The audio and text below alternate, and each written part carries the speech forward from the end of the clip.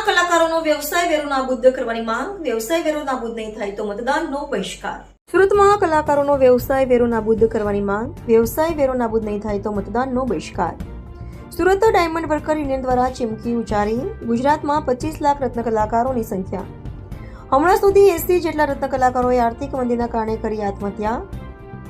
છેલ્લા 1.5 વર્ષથી હીરા ઉદ્યોગમાં મંદીનો માહોલ. આપઘાત કરનાર રત્ન કલાકારના પરિવારને કોઈ રાહત પેકેજ નહીં. રત્ન કલાકારોની હાલત કફોડી. અવારનવાર સત્તાપક્ષની રજૂઆત છતાં સમસ્યાનું કોઈ સમાધાન નથી. જે અંતે પરિવર્તન માટે રત્ન કલાકારો કરશે મતદાન. રત્ન કલાકારોનો વ્યવસાય વેરો નાબૂદ કરશે તેના જ પક્ષમાં કરશે મતદાન. અન્યથા મતદાન તો કરશે બહિષ્કાર. સુરત ડાયમંડ વર્કર યુનિયન દ્વારા ઉચ્ચારી ચીમકી. રિપોર્ટર સાગર સોલંકી. મારું નામ છે Bhavesh Tak, diamond worker union vice president. છેલ્લા 10 વર્ષથી રત્ન કલાકારોના પગારમાંથી કાપવામાં આવતા વ્યવસાય વેરા બાબતે અમે અસંખ્ય વાર રજૂઆત કરી છે, પરંતુ સત્તા પક્ષ દ્વારા અમને કોઈ રિસ્પોન્સ આપવામાં આવ્યો નથી.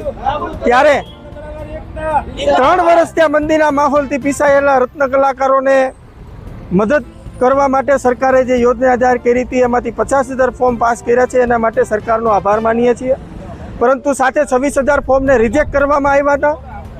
આ વખતે જે રત્ન કલાકારોનો પ્રોફેશનલ ટેક્સ નાબૂદ કરશે એને જ મત આપશે. અને આ રત્ન કલાકારો આજે એને વાત કરતા એવું જણાઈ આવે છે કે પરિવર્તનના મૂળમાં છે.